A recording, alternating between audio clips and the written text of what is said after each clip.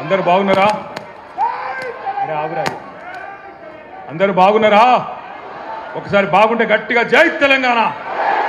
Car గుర్తుకే కేసీఆర్ గారి నాయకత్వం.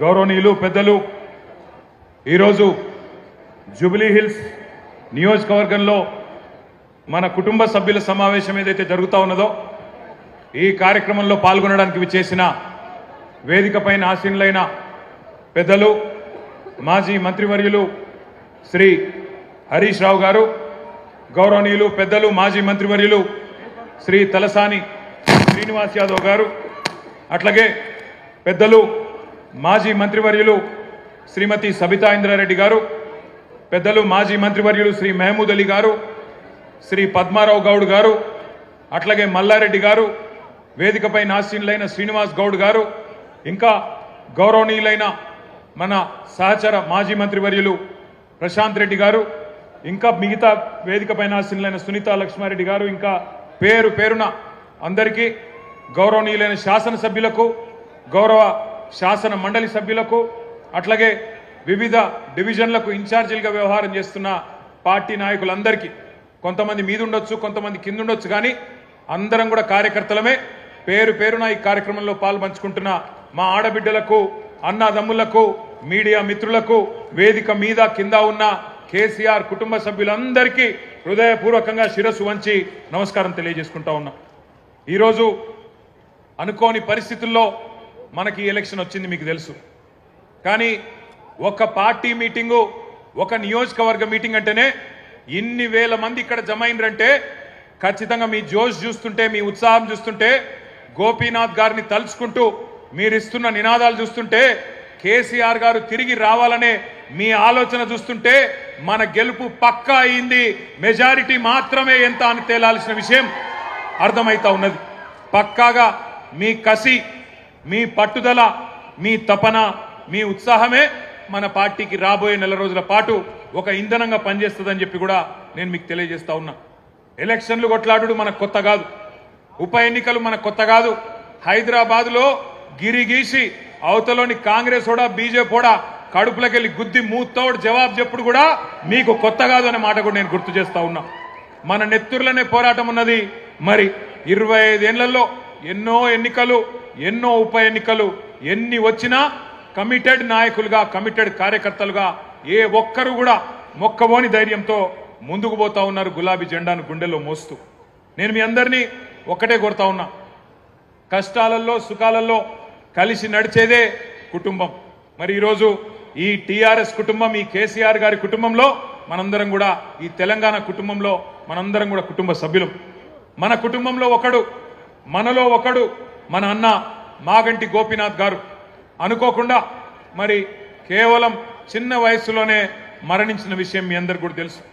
ఆయన అకాల మరణం ఏదైతే ఉన్నదో జూబ్లీ హిల్స్లో మిమ్మల్ని మాత్రమే కాదు, రాష్ట్ర వ్యాప్తంగా మమ్మల్ని అందరినీ కూడా బాధ పెట్టింది.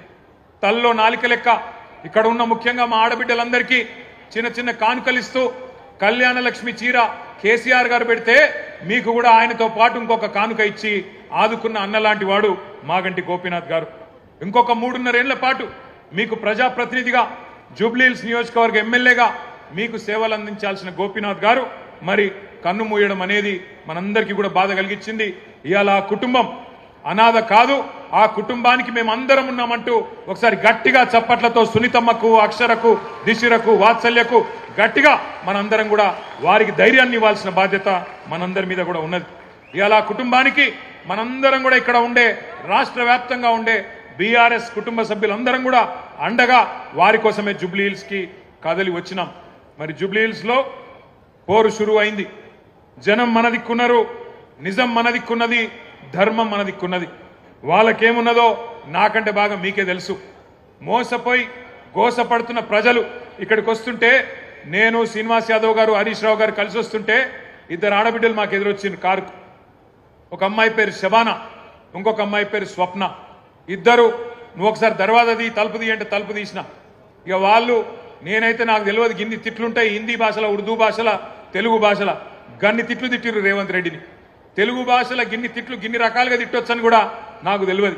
గన్ని తిట్లు తిట్టి వాళ్ళు ఒకటే మాట చెప్పిర్రు, అన్నా మీరు వచ్చే అవసరం లేదు, చెప్పే అవసరం లేదు, మా ఆడబిడ్డలు మేమే చూపెడతాం, ఒక దుర్గాదేవి లెక్క, ఒక కాళికాదేవి లెక్క భరతం భరతం కాంగ్రెస్ పార్టీది, మోసం చేసినందుకు మేం చూసుకుంటాం వాళ్ళ సంగతి అని చెప్పి దోకాబడ్డ ఆడబిడ్డ శబానా చెప్పింది, దోకా తిన్న ఆడబిడ్డ, మోసపోయిన ఆడబిడ్డ స్వప్న చెప్పింది, మేం చూసుకుంటామన్నా మీరు భయపడకుర్రి అని చెప్పి మాకు ధైర్యం చెప్పిండ్రు.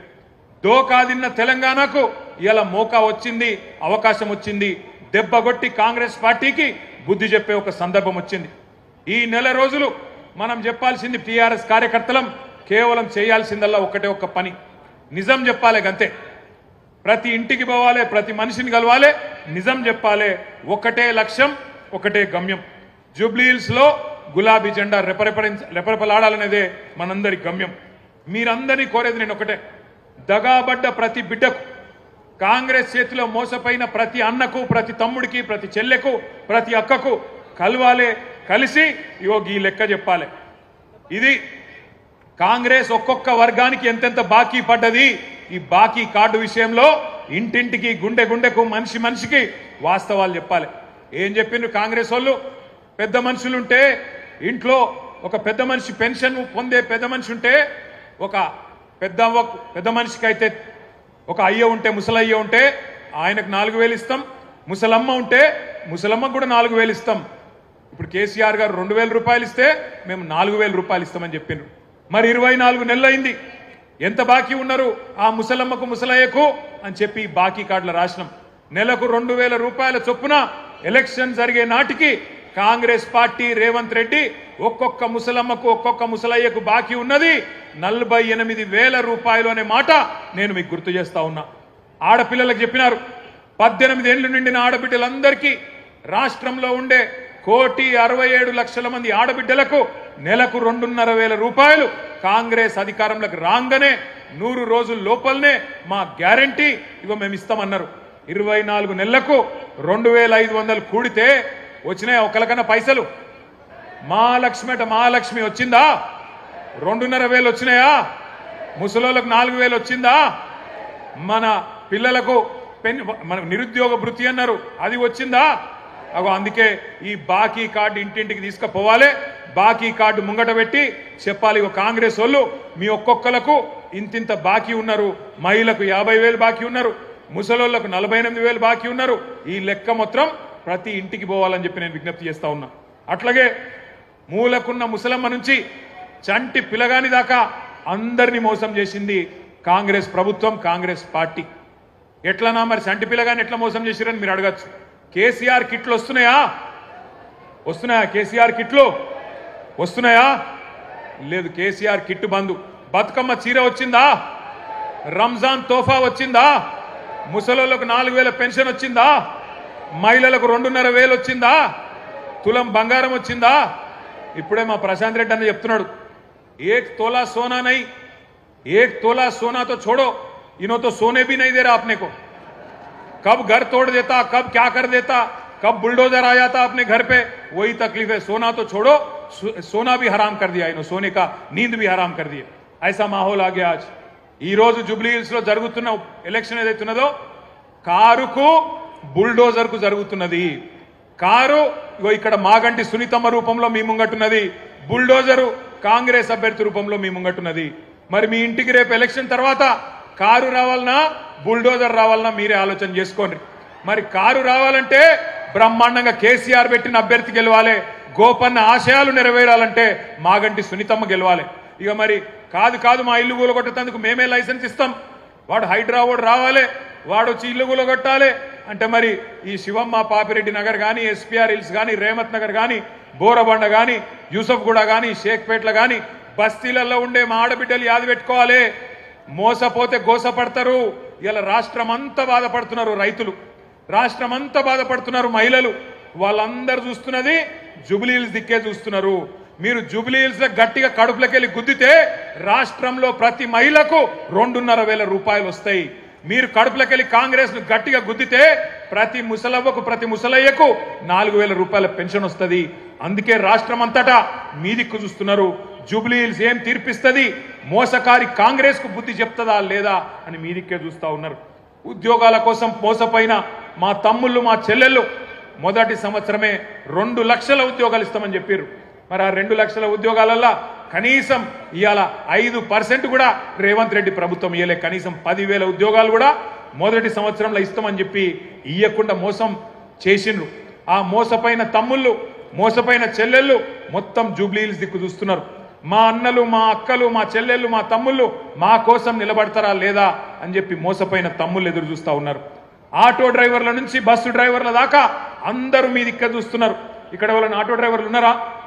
ఉంటే జర చేయలేవట్టు. ఇగో మా ఆటో అన్నల కుటుంబాలు ఇక్కడ ఉన్నాయి. వాళ్ళందరూ యాద పెట్టుకోవాలి ఏ రకంగా మీకు మోసం చేసిండ్రు. నెలకు 1000 రూపాయలు ఇస్తాం, సంక్షేమ బోర్డు పెడతామన్నారు. సంక్షేమ బోర్డు పెడతామన్నారు. కానీ ఇంతవరకు అతి లేదు, గతి లేదు. మళ్ళా అడిగిన వాళ్ళు లేరు. 100 మంది ఆటో డ్రైవర్లు ఆత్మహత్యలు చేసుకున్నారు. కానీ వాళ్ళకు ఒక్క రూపాయి ఇయ్యలేదు. ఇప్పటి వరకు వాళ్ళని కనీసం పట్టించుకున్న పాపాన పోలేదు.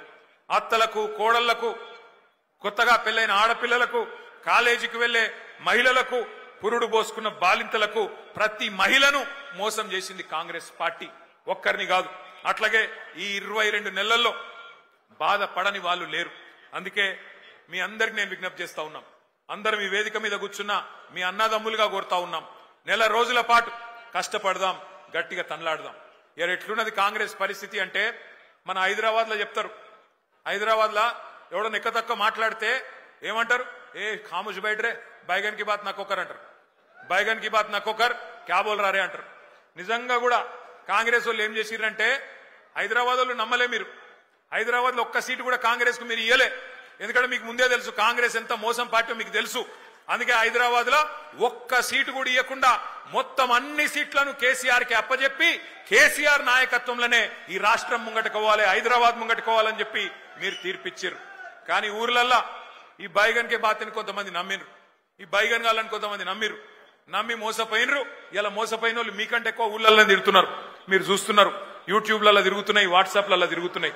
ఈ బైగన్ కే బాతే అంటే ఎట్లుంటాయంటే ఇప్పుడు నేను చెప్పిన చూడు, రేవంత్ రెడ్డి చెప్పిన మాటలు 4,000 ఇస్తా, 6,000 ఇస్తా, కేసీఆర్ 10,000 ఇస్తా, నేను 15,000 ఇస్తా, ఇండ్లు కట్టిస్తా అన్నాడు. ఇందిరమ్మ రాజ్యం అంటే ఇల్లు గులగొట్టుడేనా? ఇందిరమ్మ రాజ్యం అంటే నువ్వు వచ్చినాక హైదరాబాద్ లో కొత్తగా ఒక్క ఇటుక పెట్టింది లేదు, ఒక్క ఇల్లు కట్టింది లేదు, కొత్తగా ఒక రోడ్ వేసింది లేదు, ఒక బ్రిడ్జ్ కట్టింది లేదు. కానీ ఎన్ని ఇండ్లు గులగొట్టినావు? ఎంతమందిని ఇండ్లలో ఉండే మా గరీబోళ్లను ఎంతమందిని రోడ్డు మీదకి నూకినావు? నీ హైడ్రా బుల్డోజర్ల అరాచకం ఆగాలంటే ఖచ్చితంగా మన అభ్యర్థి గెలవాలి. ఇవాళ జరుగుతున్న ఈ పోరాటం ఏదైతున్నదో తెలంగాణలో ఉన్న గరీబులకు, తెలంగాణని ఇవాళ గద్దల్లాగా తన్నుక తింటున్న కాంగ్రెస్ వాళ్లకు మధ్యనే జరుగుతా ఉన్నది. మీరు దయచేసి నేను కోరుతా ఉన్నా, ఈ బాకీ కార్డు ఏదైతున్నదో ఇంటింటికి తీసుకొని పోవాలి. తప్పకుండా జూబ్లీహిల్స్ లో కాంగ్రెస్ ను ఓడగొడితేనే 6 గ్యారంటీలు అమలైతాయి. తప్పకుండా కాంగ్రెస్ ను ఈడ్చి కొడితేనే, కళ్ళు బైర్లు గమ్మేటట్టు కొడితేనే హామీలు పొర్లుకుంటా మీ ఇంటికి వస్తాయి.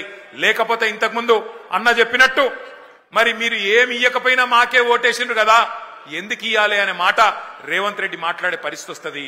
ఏమి ఇయ్యకపోయినా, ఆడపిల్లలకు 2,500 ఇయ్యకపోయినా, ముసలోళ్లకు 4,000 పెన్షన్లు ఇయ్యకపోయినా, హైదరాబాద్ లో ఒక్క ఇల్లు కట్టియకపోయినా, హైదరాబాద్ ను హైడ్రా బ్యాడ్ చేసినా, హైడ్రా పేరిట అరాచకం చేసినా నాకే గుద్దుతున్నారు అంటే ఇక మళ్ళీ ఎందుకు ఇయ్యాలి అని చెప్పి రేవంత్ రెడ్డి మరి రేపటి రోజున ఇంకొక పని చేయకుండా మితిమీరిన విశ్వాసంతో ముంగట్టుపోయే పరిస్థితి ఉంటుంది. దయచేసి మిమ్మల్ని మేము కోరేదల్లా ఒక్కటే, ఈ నెల రోజులు గట్టిగా కొట్లాడదాం. మీరు చూస్తున్నారు ఎట్లున్నది కాంగ్రెస్ ప్రభుత్వ పరిస్థితి. ఒక్కటంటే ఒక్క పని కొత్తది చేసింది లేదు. మీదికెళ్ళి ఎవరైనా పోతే గలీజ్ మాటలు మాట్లాడుతున్నాడు ముఖ్యమంత్రి. ఎవరిని చూడలే మనం ఇటువంటి ముఖ్యమంత్రిని. మీ అందరు ఇక్కడ ఉన్న వాళ్ళు చాలా మంది హైదరాబాద్ లో మీకు తెలుసు, ఎన్టీ రామారావు గారిని చూసినాం, చంద్రబాబు నాయుడు గారిని చూసినాం ముఖ్యమంత్రిగా, రాజశేఖర్ రెడ్డి గారిని చూసినాం, ఆ తర్వాత రోషయ్య గారిని చూసినాం, కిరణ్ కుమార్ రెడ్డి గారిని చూసినాం, తర్వాత కేసీఆర్ గారిని చూసినాం. ఇక ఇప్పుడు ఈయన చూస్తున్నాం. ఇంతమంది ముఖ్యమంత్రులు చూసిరు కానీ ఎవరన్నా ముఖ్యమంత్రికి ఇంత గలీజ్గా మాట్లాడిండా ఒక్కసారి యాద్ చేసుకోండి. ఏం మాట్లాడుతుండే ముఖ్యమంత్రి? ఎవరన్నా గట్టిగా మాట్లాడిరనుకో, ఏమాయా నువ్వు హామీలు ఇచ్చినావు నెరవేరుస్తలేవంటే ఏమంటుండు? నీ గుడ్లు వీకి గోటీలాడుతా, నీ పేగులు తీసుకొని మెడలేసుకుంటా. ఈ పేగులు మెడలేసుకుంటేది నాకు అర్థం కాదు. ఏమైనా బోటి కొట్టేటోనివా? ఏమిటిది నువ్వు ముఖ్యమంత్రివా? బోటి కొట్టేటోనివా? పేగులు మెడలేసుకుంటా. ఇంకా ఘోరం ఏందంటే ఈ ముఖ్యమంత్రి గారు ఏమయ్యా హామీలు ఎప్పుడు అమలు చేస్తావు చెప్పు రేవంత్ రెడ్డి అంటే, నేను లంకె బిందెలు ఉంటాయనుకొని వచ్చినా లంకె బిందెలు లేవు అంటుండు. ఎవరు తిరుగుతారమ్మా లంకె బిందెల కోసం? అర్ధరాత్రి తువ్వాల కప్పుకొని తట్టపార పట్టుకొని ఎవడు తిరుగుతాడు? ఎవరు అవ గాళ్ళు ఎవరో తిరుగుతారట, దొంగలు పాకెట్ మార్గాలు. ఒక గసంట ఆయన ఇయ్యాల మన కర్మ ముఖ్యమంత్రి అయ్యిండు. ఎంత ఘోరం అంటే, ఎంత అన్యాయం అంటే, ఎన్నడూ ఇంత దివాలాకోరు మాటలు ఏ ముఖ్యమంత్రి కూడా మాట్లాడలే. నేను ఢిల్లీకి పోతే నాకు అపాయింట్మెంట్లు ఇస్తలేరు, నన్ను దొంగ లెక్క చూస్తుండ్రు. మరి దొంగ లెక్క కాకపోతే ఎట్లా చూస్తారు నాకు అర్థం కాదు. నన్ను దొంగ లెక్క చూస్తుర్రు అని ముఖ్యమంత్రి చెప్తున్నాడు. దొంగ లెక్క చూస్తుడే కాదట, నేను ఢిల్లీకి పోతే అపాయింట్మెంట్లు ఇస్తలేరు, ఎక్కడ చెప్పులు ఎత్తుకపోతాడేమో అని చెప్పి నాకు నన్ను కలవలిస్తారేరా అంటుండు. గిసొంటోడు మన ముఖ్యమంత్రి.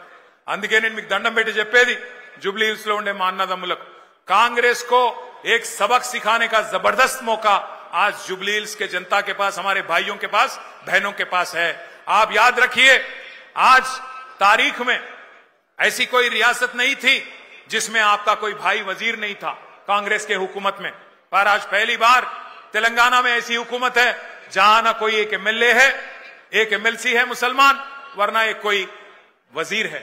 ఇంకొక మాట, పోయినసారి ఇక్కడ అజారుద్దీన్ గారు పోటీ చేసింది మీ అందరికి తెలుసు, ముఖ్యమంత్రికి కూడా తెలుసు. అజారుద్దీన్ గారు మరి మళ్ళా టికెట్ అడుగుతాడేమో అని చెప్పి ఏం చేసిండు ఈసారి, ఆయనకి ఏదో ఎమ్మెల్సీ ఇస్తున్నా అని చెప్పి ఒక కాగితం ఏదో తయారు చేసి ఆయన ముఖాన కొట్టిండు, ఆయనను కట్టుకొట్టిండు, బక్రా చేసిండు. ముఖ్యమంత్రికి కూడా తెలుసు అది నిల్వది, అజారుద్దీన్ కి ఇచ్చే ఎమ్మెల్సీ కోర్టులో నిలబడది, కోర్టులో ఆల్రెడీ కేసు నడుస్తున్నది.